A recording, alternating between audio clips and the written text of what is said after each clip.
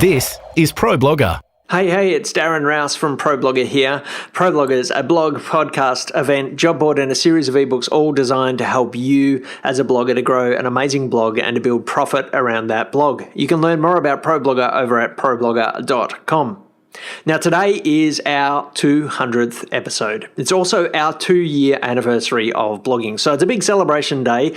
And so I was pondering to myself, what should we make number 200 about? And a few people in our Facebook group suggested that I do an episode on what I've learned about podcasting. It's a milestone episode. Surely by now I've learned a few things about podcasting. So I sat down today to list all the big lessons that I've learned about podcasting. And that's what I want to share with you today. I want to share with you my big lesson. I want to share some tips on launching, recording, producing, promoting a podcast. And I also want to share with you the tools that I use to put the show together. And that's changed a little bit over the years. I'm also going to share with you our stats, how many downloads we've had, which episodes did best, and I'm going to share with you some of my frustrations and challenges and some of the challenges that I see other podcasters having as well. And one of the things that I've been doing to work to overcome some of those things. So if you're a podcaster, maybe you're new to it, maybe you're an experienced podcaster and just want to hear what someone else talk about it, or maybe you're someone who's thinking about whether podcasting might be a good fit for you, then this episode is one to listen to. You can find today's show notes where I'm going to share some links to the tools that we use, as well as list those top episodes for you to dig into a little bit more. You can find those show notes at problogger.com/podcast/200, and also join our Facebook group to connect with other bloggers on the journey as well. We might do a bit of celebrating our 200th episode in the group this week as well. Just do a search for ProBlogger Community on Facebook or head to problogger.com/podcast. Creating great content, finding an audience, building engagement, monetizing your blog. This is ProBlogger.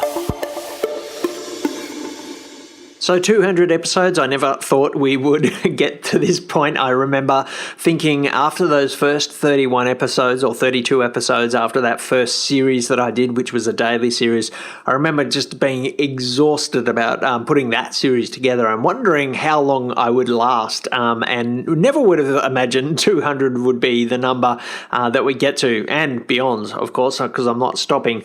Just to give you a little bit of some of those metrics, because I know some of you are interested in that side of things. We've had around 2.6, actually by the time this episode comes out, it'll be 2.7 million downloads. So by no means is it up there with podcasts like Serial or This American Life or any of those big ones, but for a niche topic, it's doing okay, and it's exceeded the expectations that I had with podcasting. In terms of our most popular episodes, I will link to them all and list them all on the show notes. The 31 Days to Build a Better Blog series at the start, they are among our top podcasts. I think episode 1 is probably the most listened to podcast that we have.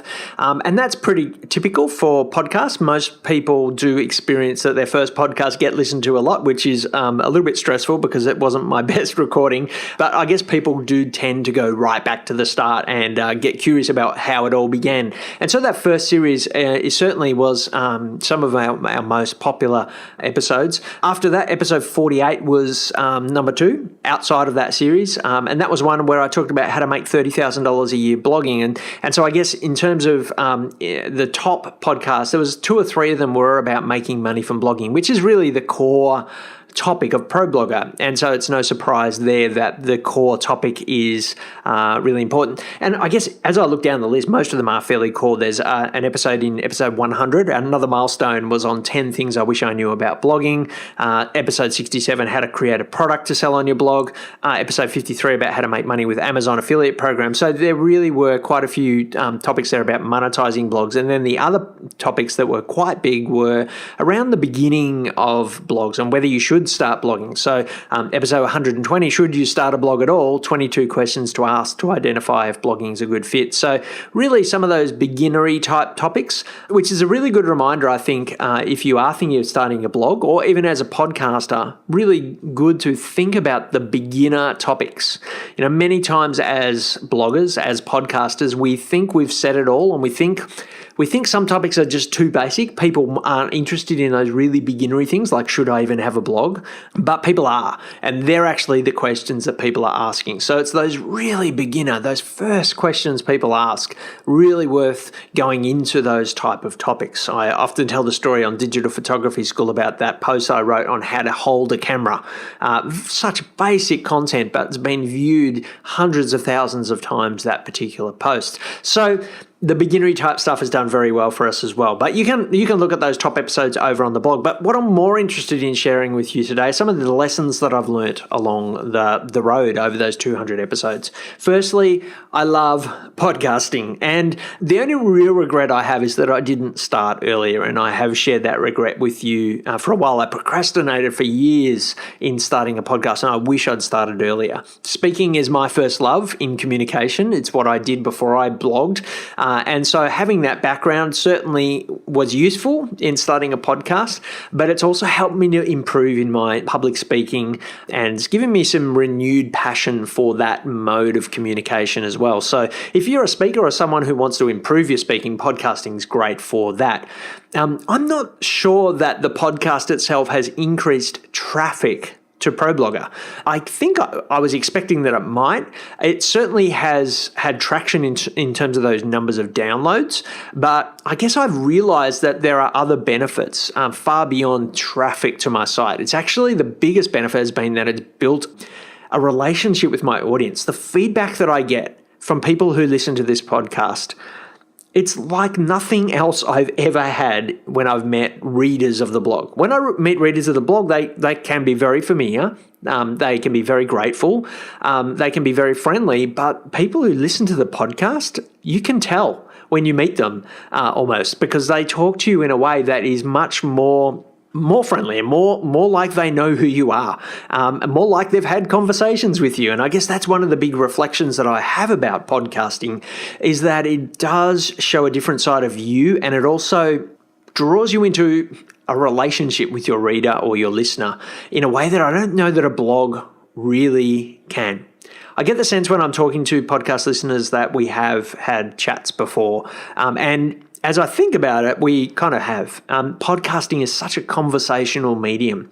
You know, as I talk to listeners and you, and as I hear back from you, I realize that we've done the ironing together. We've driven to and from work together, or to and from family activities together. We've actually had conversations when your kids have been around, or your partners have been around, or your friends have been around.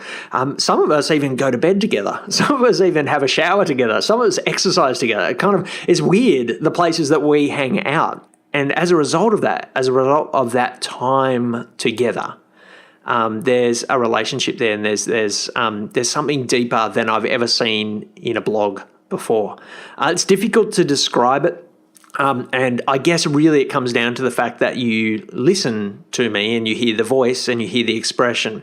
You hear those days when I'm croaky and I've got a cold. You hear the days when I'm excited about something. And it's definitely a conversational space. I guess the way I look at it is that each week I get to have around 10,000 conversations with people for half an hour at a time. Where else could I have that many conversations with people? And that's a really exciting thing. So I love podcasting for those reasons, and I guess they've been the reasons that I regret not starting earlier, and they're the main reasons that I say to people, consider this medium. Consider it as a way to change people's lives, and really that's what I am on about, and I'll come back to that point a little bit later. But also, purely from a business sense, where else could you have that many conversations with potential customers?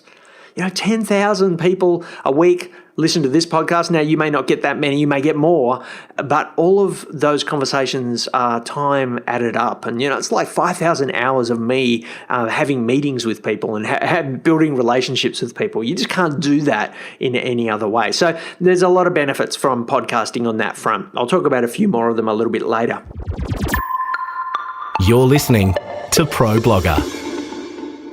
Let's go back to the launch 2 years ago now. I think it was the 1st of July 2015. I launched the first episodes and we started with 31 Days to Build a Better Blog. Now, many of you have been through that series of podcasts. It's still sitting there. You can actually do 31 Days to Build a Better Blog anytime. You can go back and listen to episode 1. In fact, there's a whole group in the Facebook group who are about to go through that series together over the month of July. So check that out. But I think launching with that series really got things cranking. They got the archives built up. Doing 31 episodes in 31 days actually filled our archives. I knew bloggers who'd been blogging for 6 months who didn't have 31 episodes, and I had that many after the first month. And so the archives were fuller, and having more content in iTunes means that you do get found a little bit more by people doing searches in iTunes as well. Probably also helped us to rank in new and noteworthy and what's hot on iTunes and that type of thing as well. But I think the most important part about launching with that kind of series is that it built anticipation and momentum. Anyone who listened to that first episode who decided that they were going to do 31 Days to Build a Better Blog was listening every day over those 31 months. Having said all that, it almost killed me as well. It's a lot of content to record, to prepare for, to edit, and to get up online over a month when you've never ever done a podcast before. But I learnt so fast and I learnt so much in that month. I learnt that having content that flows from one episode to another is a very powerful thing, and it's something that I've done since a number of times, having these series of content. I learned that having a podcast doesn't always have to have a sponsor to be monetized in those first 31 episodes. In fact, for the first 10 episodes, we did have a sponsor, but we've rarely had one since. And the reason for that was it wasn't that I didn't like the sponsor we had. I was close to that way of monetizing. I just found that in that episode that sponsor didn't get as much traction as I wanted them to get, and yet I was selling ebooks from that series that I was doing.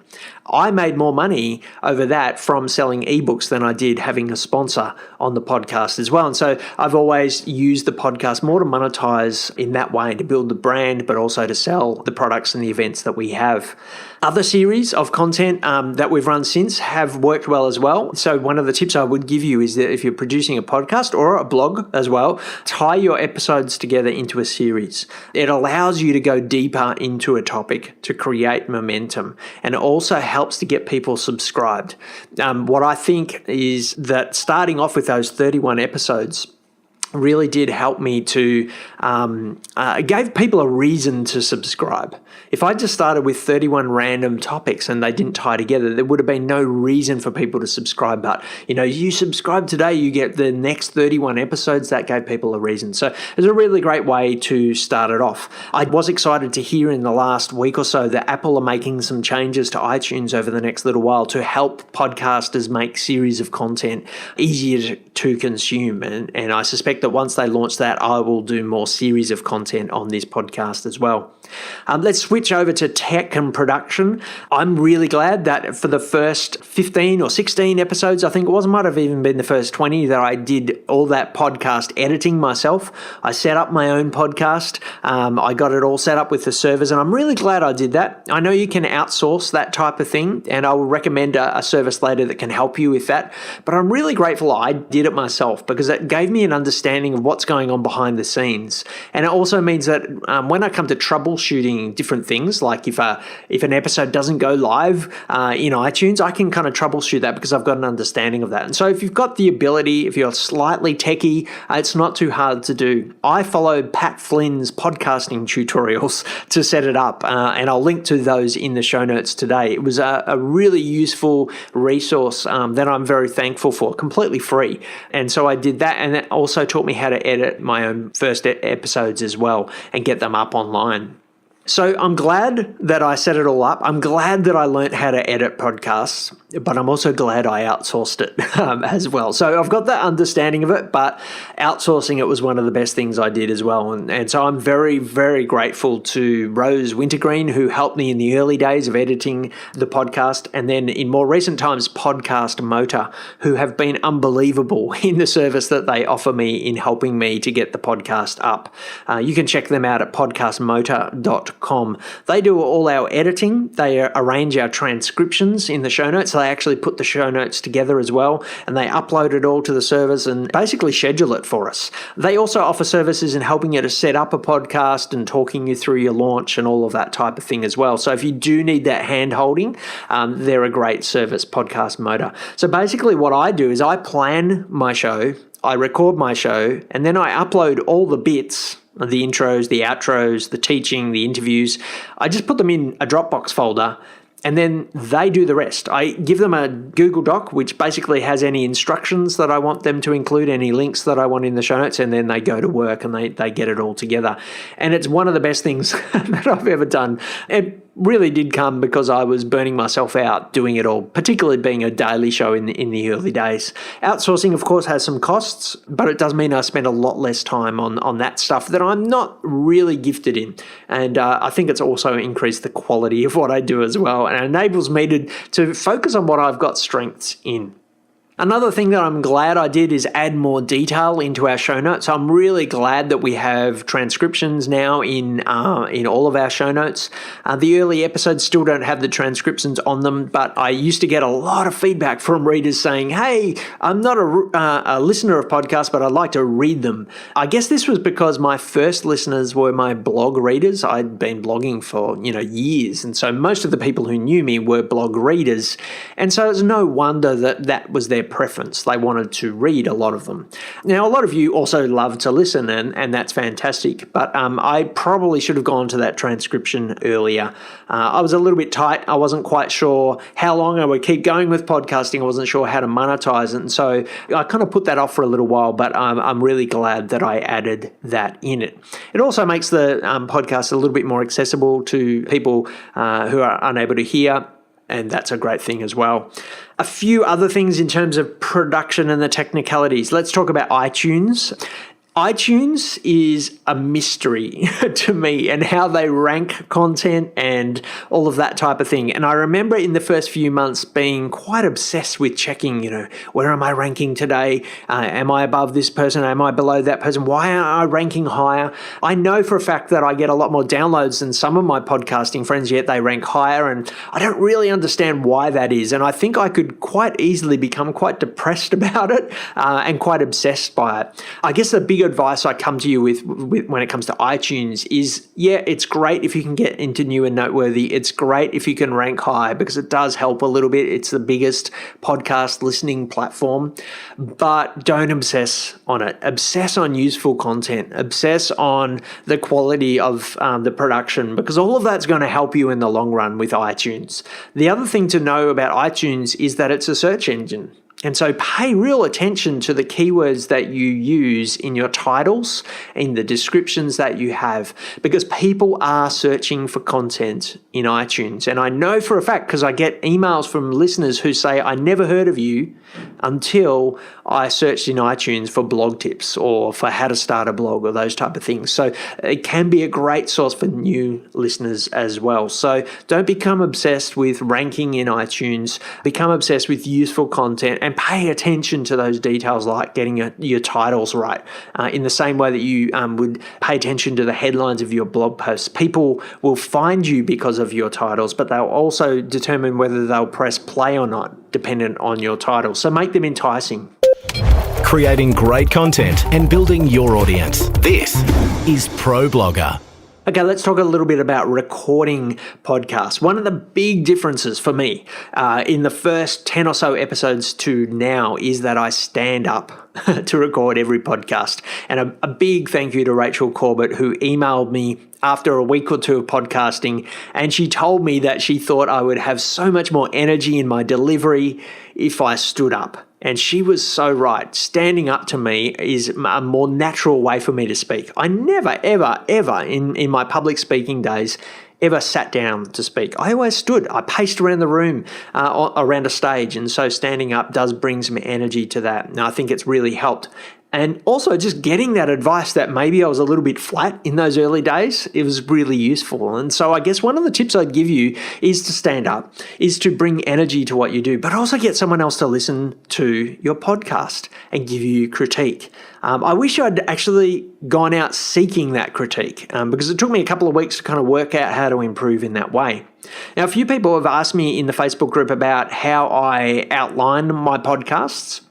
Do I write it all out and read it? In the early days, I did do that a few times, but I also discovered very quickly that it was much more natural for me to bullet point my outlines. And so what I'm looking at right now is a Google document. I do all my notes in Google Documents, and I have some subheadings, and then I have bullet points down the page, and I've got quite a few of them today. But I don't tend to read. Unless it's something really important, I don't read it. There are segments of what I deliver each week, but it's generally just bullet pointed. I don't practice my podcast too much ahead of time, but I do spend a lot of time doing it, and I prepare quite a bit, and I'll touch on that in a moment. The big thing I will say about podcasting for the first time is that you're going to feel really weird doing it the first time, particularly if it's just a single voice podcast, which is what I've predominantly done. You're going to feel exposed. You're going to feel weird. You're talking into a microphone in an empty room. And if you've got other people in the house, you'll wonder how it's coming across and whether they're going to think you're talking to yourself. So it's going to take you a little bit out of your comfort zone, but you'll get used to it over time. You'll get better at it over time as well. I tend, and you'll know this if you've listened to more than one, I tend to do my podcast in one take. And as a result, there's occasional stumbles. I made one before. There's little mistakes. I know some people edit those things out, but I think and I hope my audience forgives those stumbles. It's less editing time, which reduces the cost a little bit, but it also humanizes you. I think most people relate to those stumbles in conversation. It does make it a little bit more personal and conversational, I guess. I'd rather spend my time doing other things as well as podcasting than just spending hours and hours and hours getting my delivery just perfect. So I tend to do it in one take. Having said that, I spent a lot of time, as I said before, really preparing a lot for my podcasts. If I'm doing a teaching podcast that typically lasts 20 or 30 minutes, I would spend an hour to 2, maybe 3 hours preparing before I record anything. And so the recording may only take me 20 or 30 minutes, but I've spent 2 or 3 hours getting that outline right, thinking about the flow of the teaching that I want to do. If it's an interview, I spend a lot of time, even more time, preparing for that interview as well. Speaking of interviews, the format, and this is something I get asked a lot about, and it's partly because it's changed a little bit since I started. Almost all my first podcasts were just me talking. All of them were teaching podcasts. And this was because that's where I felt most confident. I'm used to public speaking. I'm used to planning, designing the flow of a talk, and really thinking about the journey that I want to take those who are listening to me. I love that process. I love doing the slides when I'm doing a public speaking talk as well. And so it was a natural kind of thing for me to want to do that type of podcast. And also, I guess I wanted to start that way because I saw a lot of interview podcasts out there. In fact, most of the podcasts that are out there in my particular categories are interview-based ones. And so I wanted to do something a little bit different. And so I think that worked quite well. I got a lot of feedback that it was a bit different to other people, and they actually enjoyed that teaching style rather than the interview. Having said that, I've started to do more interviews. And if you've been listening for the last little while, you know almost every second episode now is an interview. I go through little patches where I do more than others, but there's a number of reasons that I've started to do more interviews. Firstly, I don't know it all. And I know there's a lot about my topic that I don't know. And you are going to miss out as a listener if I don't get other voices on this podcast. And so that's one of the reasons that I've started to do some interviews and do some case studies and find some experts in different areas. Secondly, I wanted to stretch myself out of my comfort zone. I hardly ever get nervous about doing a podcast episode where I'm the only one talking. I'm not nervous at all right now. I'm actually really enjoying this. But I get really nervous when I'm doing an interview.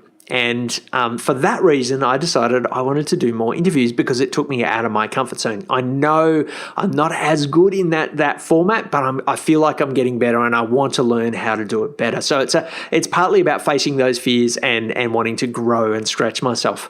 Thirdly, I also started to get some good feedback about those few interviews that I did, particularly when I was interviewing bloggers, more of a case study type one, like Nikki Parkinson we did very recently. And the other reason is that it's really hard to come up with a teaching topic for 20, 30, 40 minutes every week, particularly when you also want to write content for a blog, when you want to speak at events, when you want to travel, when you want to do other things. And so I decided that one way that I could slightly lighten the load when it comes to the teaching is to bring other people on as well. And so that's been the reason for some of the changes in this particular show over the last little while. How to build and monetize your blog. This is Pro Blogger. Let's talk about length, because that's a question I get asked a lot by other podcasts, is what's the best length for a podcast? I don't believe there's a best length for a podcast, but I have found in my podcast that 20 to 30 minutes seems to be a sweet spot. I've had a look over the years at the amount of downloads that I get at different lengths, and I'm not sure length is the biggest determinant. I think the title is probably a bigger one and the topic itself, but those 20, 30-minute ones do pretty well. Having said that, I've had a few interviews lately that have gone over the hour mark, and they've had really quite amazing download numbers. There was one recently about how to become a prolific writer or content creator with Kelly Exeter. That's in our top 10 most listened to podcasts. So some of those longer ones do very well as well. And as I say with blogging, there's no perfect length for a blog post. There's no perfect length for a podcast. I think do as long as you need to do to be useful, and that's important. The other question I get asked a bit about is frequency. How often should you podcast? And again, as with blogging, there's no right or wrong answer here, and things have changed for me over the years. I started out daily for that first month, and that was partly because I just wanted to do that series just to launch it. I then scaled back to twice a week, and that was a real sweet spot. I had a lot of positive feedback about that. It stood out again from others in my niche who were doing weekly shows, a little bit more than them. And I was tending to do shorter, sharper shows, like sort of 10, 15-minute shows. More recently, I've started to do once a week. And again, there was a few reasons for this. Firstly, I already had quite an established archive of shows already in there. I also, in the early days when I started out, had a lot of energy for podcasting. And whilst I still really love it now, I guess some of that newness has worn off. And perhaps I now want to get back to some blogging and some podcasting and get that balance right again. And also, I only have so much to say, and twice a week, that's a lot to come up with to say. I guess as some of the format of what I've done has changed to slightly longer episodes, I know it also takes a lot of time for you to consume that content as well. And so I have scaled back a little bit on that. It also fits in with what we're doing on the rest of Pro Blogger. We used to publish on the blog on Pro Blogger 10 times a week, and we've really scaled that back to 2 posts a week. 2 posts a week, 1 podcast a week, 1 Facebook Live a week. That's our new schedule, and that has come out of us wanting to increase the quality, but also listening to you as readers saying, 10 posts a week is too much for us to consume, and so we really are scaling it back on that front. Having said all that, I've done a few series along the way. Back in August last year, I did a 7 days of daily shows again. And that was a little series I did called 7 Days to Get Your Blogging Groove Back. And so that worked really well as well. So if you are on a certain frequency, maybe it's once a week, it doesn't mean you can't throw in a real burst of extra content for that week. We actually did really well over that week. Our download numbers were crazy, and it built some real momentum and engagement as well. A few other quick tips on sort of the production of your content. Listen to your own podcasts. You will find it incredibly awkward to do. You'll probably hate, like I do, the sound of your own voice, but you'll also start noticing when you are flat, when the show loses a little bit of its momentum. You'll also notice when you say certain words too much, like I say the word heaps a lot, and have been trying to cut back on that. I think it's a bit of an Aussie thing because I know a few other podcasters here in Australia who say heaps a lot instead of a lot. So listen to your own podcast, but also listen to other podcasts. You'll learn so much about flow, the design, sound, how to have energy, how to ask good questions, how to make good calls to action. You'll learn so much when you start to see what others are doing. You'll also start to see what everyone is doing and how you can stand out a little bit. The last thing I'll say is consider who else is listening. I mentioned before, I know that a lot of you have your kids right now sitting next to you listening to this as well. You might be in the car driving them to school or at home or something like that. And I love the fact that this is family friendly. And so worked really hard to kind of keep it family friendly and accessible to different ages as well. And if you are a kid listening now, shout out to you. I will say I've been toying with the idea of an episode for kids on how to be a kid entrepreneur or how to develop a web presence online if you're a kid. So if you want to hear that episode, let me know. Okay, let me just talk, before I wind up and talk to you about our tools, I want to talk to you about some of the frustrations and challenges that I've had with podcasting, because it's not all easy and it's not all roses. Firstly, I always am frustrated by the sound quality of the room that I record in, and I know I need to take action on that. I live in a house, I'm in the front room of that house, and you can probably hear from time to time buses driving past. We have a bus that goes past every 20 minutes at our house. I have a printer in my office. The room's a bit echoey, and so that's something that I'm aware of. We're actually toying with the idea of moving house in the next year or so, and so there'll be some opportunities at that point to make some changes, big changes. The best ever episode I did was recorded in my son's room. And because it was so messy, it seemed to soak up all the echo. So I could probably move in there full time because it's always in that state, but I'm not sure I can bring myself to spend too much time in there. It does mean moving all my gear in there. By the way, kids, if you're listening, clean your room. And the next big challenge that I've faced, and that I've really noticed that's quite different between podcasting and blogging, is that people tend to listen to a podcast while they're doing something else. And as a result of that, getting them to take action on a call to action can be really tough. Many of you are driving a car right now, or you're on a train, or you are surfing the web, or you're doing something else while you're listening to me right now. You might be out for a walk. And as a result, if I say, go to this link right now, the chances are pretty small that you'll do that. Less chance that you'll do that just based upon my voice saying go do it than if I had a link in front of you right now that you could just click. And this is something I find a lot of podcasters struggle with. How do I get people to take action? How do I get people to my sales pages? How do I get that type of action? And so one of the things that I think is really important is to find out where you can get a secondary point of connection with people, where you can get them on your email list, or the big thing that we've been working on is our Facebook group. And you've heard me every podcast talking about join the Facebook group. And that's partly because there's a lot of value in that Facebook group, but also I know that if I can get you to come over to the Facebook group, that it gives you another opportunity to hear the call to action that I make. I can remind you in that Facebook group of the event that we've got running, or I can remind you of the challenge that we're doing this week. And I know you also get a lot of value and enjoy being in that group as well. And so the group for us has really helped in terms of getting people to take some action. Now, getting people to join the group is still a challenge, and that's why we emphasize it at the top and tail of every show. But I know once you're in that group, it becomes a lot easier. Another frustration that I have had, and this is a big difference I've noticed between blogging and podcasting and social media and podcasting, is that there's no real interaction.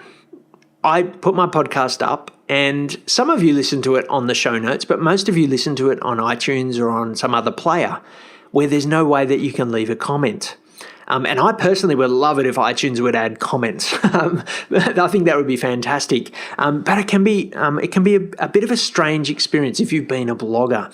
And again, this is one of the reasons that I really am enjoying the Facebook group, because it gives me immediate feedback on the shows that we're putting out. I can get questions, I can do follow-ups, I can understand if I miss the mark. I get ideas for future shows and future content as well. And so that's something just to be aware of.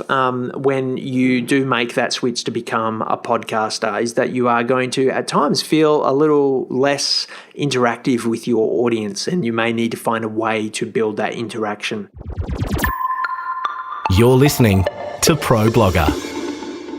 The big tip I'll give you about podcasting is the same tip I give about blogging. The key to a successful podcast, and I say this both from my own experience, but also as a podcast listener. I listen to podcasts every day for at least an hour every day.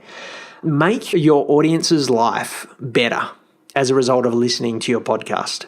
If your audience do not get something out of what you do as a podcaster, they won't come back. And the same thing is true for blogging as well.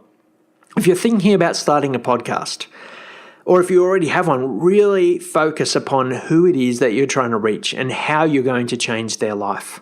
Great podcasts and great blogs leave people different in some way as a result of them interacting with that content. Now, you may have a teaching podcast like me, and for me, the change that I'm trying to bring, I'm trying to help you to start great blogs. I say it at the start of every show. I want you to start a great blog. I want you to create great content. I want you to build your audience, and I want you to build profit around your blog. That's the change that I'm trying to bring.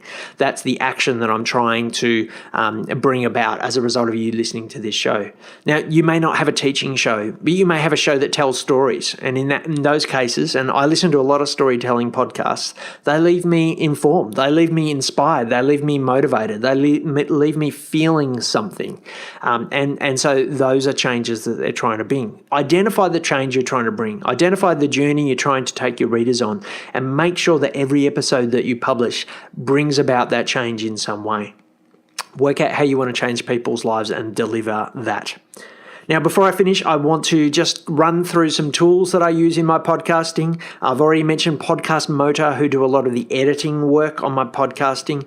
My podcast server, I use Libsyn, and I'll link to all these in the show notes. I record my podcast directly into Apple's GarageBand. I use Skype Recorder from the same people who make Ecamm to record interviews. It's a Mac tool. I've used a tool called Auphonic, which levels out your podcast, particularly if you're doing interviews. You can get the different volumes, and it just brings a consistency and cleans up the audio a little bit. I use a tool called mypodcastreviews.com, and they send me a weekly email that pulls in all the reviews that you leave me on iTunes and other podcasting tools as well. And so if you leave a review on iTunes, I get an email every week and get notified about that. Now, I look forward to those emails every week. I use a tool called PowerPress. It's a WordPress plugin that enables me to get those podcasts up into WordPress and get those show notes together. And the microphone I use is a Rode Podcaster, which is a microphone that's been around for a few years now. I think there might be a newer version since the one that I've got, but it's always been a good performer for me. It's a USB-based microphone. I would love to hear from you. As I said before, podcasting can feel at times a little bit lonely, like you are talking to yourself, which I kind of am right now. But sometimes you wonder, what are people thinking? How are they reacting to what I'm saying? When you tell a joke, are they smiling or laughing or cringing? So there's a few ways that you can give me a little bit of feedback. And I particularly love the feedback at the 200 episode mark. Tell me what you think about the podcast. I would love to hear that. Now, you can do that in a number of ways. There's social media. Our Facebook group is probably the best way, problogger.com/group, or search on Facebook for ProBlogger Community.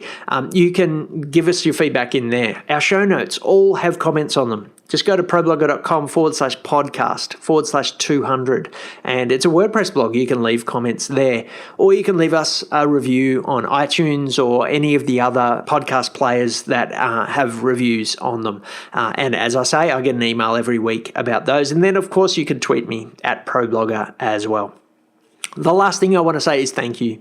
Those 2.6 or 2.7 million downloads are not downloads. They're people like you who listen. And I really appreciate that. I do appreciate those who've joined the group and who do give feedback and who do give encouragement. I appreciate those times where I bump into people in real life as well at conferences and hear your stories of where you spend time with me each week. I really do appreciate all of that. And I appreciate you coming to our events and buying our ebooks as well, which really is how we sustain what we do at ProBlogger as well. And I really do look forward to spending the next maybe 200 episodes with you as well. I hope the podcast has delivered some value to you, and I look forward to chatting with you next week in episode 201 of the ProBlogger podcast. Head over to the show notes, problogger.com/podcast/200, where I will list the top 10 podcasts episodes that we've done so far, so you can dig into some of those as well. Thanks for listening. Chat with you next week. You've been listening to ProBlogger. If you'd like to comment on any of today's topics or subscribe to the series, find us at problogger.com/podcast. Tweet us at ProBlogger. Find us at facebook.com/ProBlogger or search ProBlogger on iTunes. Before I go, I want to give a big shout out and say thank you to Craig Hewitt and the team at Podcast Motor, who've been editing all of our podcasts for some time now. Podcast Motor have a great range of services for podcasters at all levels. They can help you to set up your podcast, but also offer a couple of excellent services to help you to edit your shows and get them up with great show notes. Check them out at podcastmotor.com.